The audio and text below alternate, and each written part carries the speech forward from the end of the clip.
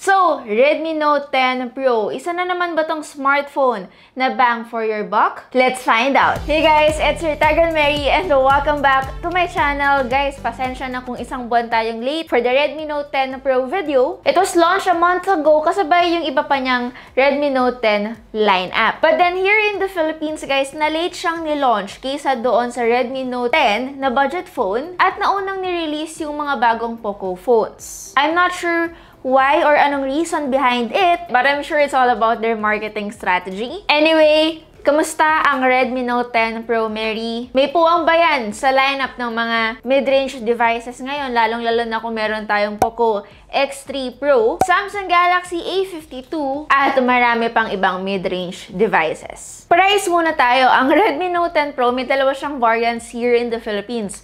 Meron tayong 6GB of RAM, which retails for 12,590 pesos. At para naman sa 8GB RAM version, it retails for 13,590 pesos. And what I have is the 6GB RAM variant in Onyx Gray. It is also available in glacial blue and in vintage bronze. Yung vintage bronze, guys, ito yung parang color orange na I think is limited edition.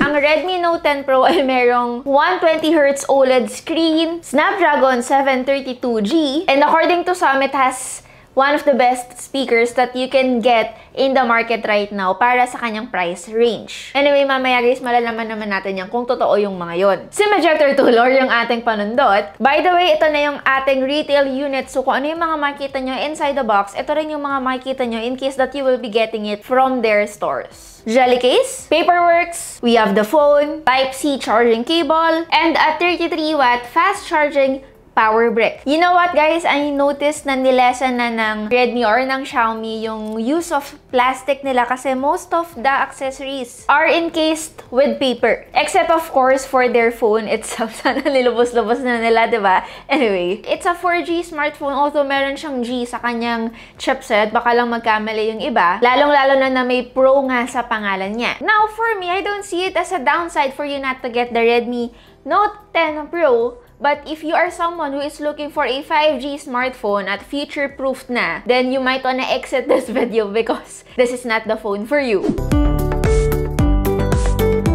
Let's talk about the design. Actually, there's a really huge improvement sa kanyang overall design and build quality. It has a glass back and to be specific, Corning Gorilla Glass 5. And the sides are actually made of plastic. It's slim and not that heavy. And actually, meron tayong fingerprint sensor on the side. Sa ibabaw nun, meron siyang volume rocker. On top, we have the headphone jack, speaker, IR blaster, and of course, the microphone. Sa kaliwa, nandito yung kanyang SIM tray, which is actually a triple slot SIM tray.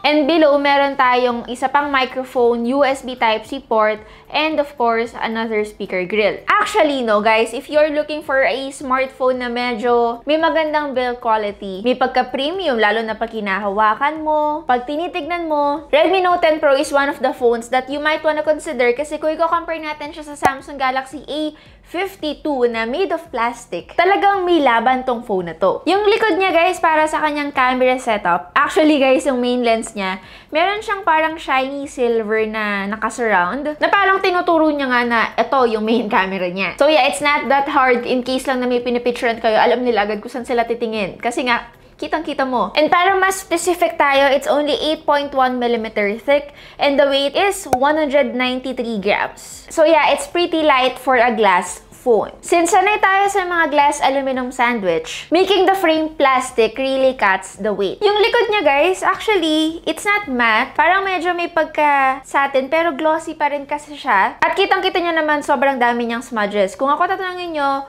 go for the matte variant para naman hindi siya masyadong dumihin. Anyway, this depends on the user na lang because at the end of the day, lalagyan pa rin natin yan ng case. And although we have an OLED display, meron siyang side-mounted fingerprint sensor. And hindi naman ako nagre-reklamo doon kasi mabilis naman siya at responsive. Yun yung importante. And meron siyang IR blaster katulad ng sinabi ko kanina sa ibabaw na kung saan pwede nyo gamitin yung Mi Remote app niya para magamit niyo yung phone as a universal remote. Now, the speakers. Actually, for the price guys na binayaran natin tong phone na to, the speakers are really good. Malakas siya, and for this price segment, it offers some bass. Uulitin ko, may dalawa siyang speakers, isa sa ibabaw at isa sa ilalim. Which is good guys kasi this maxes out the stereo sound field and makes sure na hindi mo matatakpan either of the speakers habang naglalaro kayo ng game.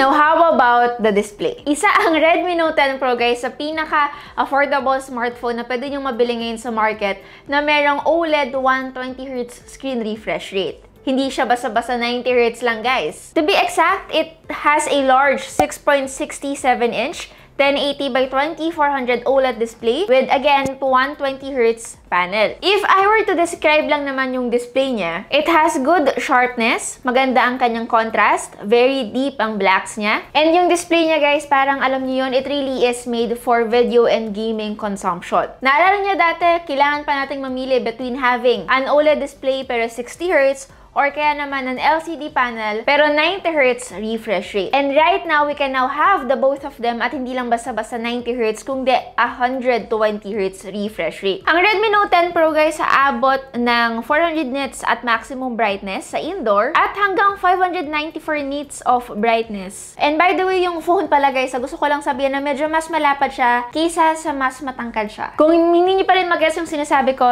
eto sila. Ito ang example ng isang smartphone na may katangkaran. Ito naman medyo may kalapadan yung kanyang display. Depende to sa klase or personal preference ng isang tao. So yeah, yun lang naman para lang din aware kayo. Now, how about the performance, Mary? Actually, ang Redmi Note 10 Pro, guys, it has exactly the chipset that we'd hope for in a smartphone para sa price segment niya. Meron siyang Snapdragon 732G. It's a mid-range processor and from the chipset, name itself G, it really is made for gaming. I mean, for the price ha, price segment lang pag-uusapan natin. Hindi siya yung may pinakamataas na chipset. Lalong-lalo na kung ikukumpara mo siya sa bagong labas din na phone ng Poco, which is the Poco X3 Pro na merong Snapdragon 860. I have yet to try that phone, pero definitely on paper pa lang, alam mo talaga na mas magbibigay ng more power yung device na yon. We did din ng 2-2 test at niran natin siya at ang naging result niya ay 277,163. If we were to talk about yung kanyang day-to-day performance, hindi naman siya nagpatalo guys kasi it's definitely a match for phones na twice ang naging presyo. And it does perfectly well in terms of gaming. Pero again, ulitin ko, may phone pa kaya na pwedeng bilhin na nasa halos kapresyo niya lang din na mas powerful in terms of high graphic intensive games, and that is the Poco X3 Pro. Kaya nga medyo ang hirap din talagang mamili guys. Pero in terms of design and display lang naman, dito ako sa Redmi Note 10 Pro. Again, depende na lang yan sa priority nyo sa isang smartphone na binibili nyo.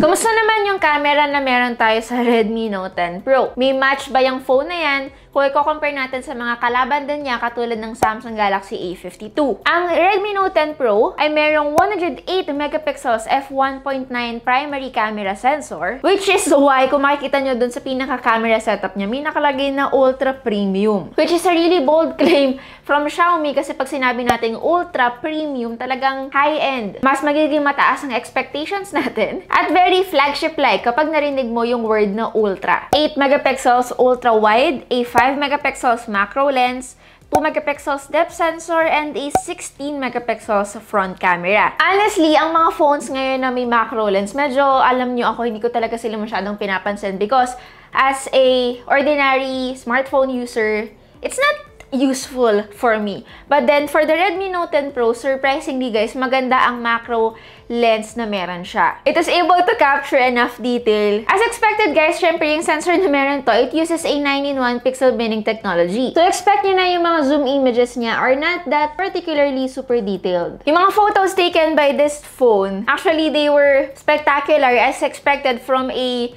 camera na may 108 megapixels quality. It's just that it is less contrasty kung i-compare natin on other phones. Pero ang importante, it has the detail that I am looking for mid-range devices. And for the night mode, syempre guys, para sa akin, meron siyang great low light result at such a low price. Lastly, yung 16 megapixel Sony IMX471 niya sa front camera, and I think familiar siya sa akin because it is the same sensor used in OnePlus 7T. We get decent hardware and more than enough resolution. But expect that the dynamic range, hindi siya ganun kaganda. Now, how about the video? Actually, ang Redmi Note 10 Pro guys, it's capable of 4K at 30 frames per second, and the footage looks good, but it's, you know, it's not that stabilized. So, it's more or less unusable, lalong-lalo na kung kayo ay naglalakad at naka 4K video recording nga, unless you will be using a dedicated tripod. May stabilization naman yung phone, huwag kayo maglala, so it's only usable when you're using 1080p video recording.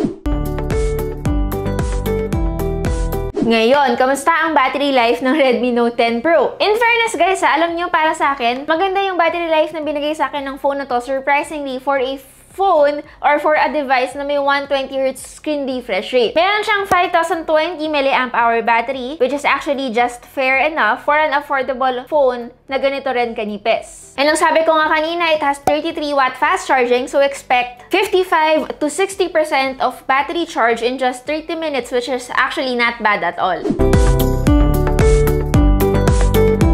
And lastly, it has the latest MIUI 12 based on Android 11. Good news, refresh rate will go down to 60Hz kapag yung ginagawa nyo ay static lang naman, katulad ng kapag nanonood lang naman kayo ng videos on YouTube. However guys, for me lang naman ang MIUI 11, I do think it needs a little bit more refinement. Halimbawa kasi guys, every time that you will be opening an application na 10 minutes ago mo in-exit, most probably hindi mo na siya mababalikan. So I'm hoping that this will be improved in the future updates. And since we have an OLED display, meron tayong always on display, which is very customizable depending on how you want it to look. You can also set the effects if ever that you will be getting notifications. If ever may nagka-text lang naman sa inyo, diba? And it also has a wide variety of wallpapers. And in fairness guys, nabawasan na kahit papano yung bloatware or yung mga unnecessary applications every time that you will be setting the phone. Now, the question is, Mary, should we buy the Redmi Note 10 Pro? Alam nyo guys, honestly, the only reason why you shouldn't buy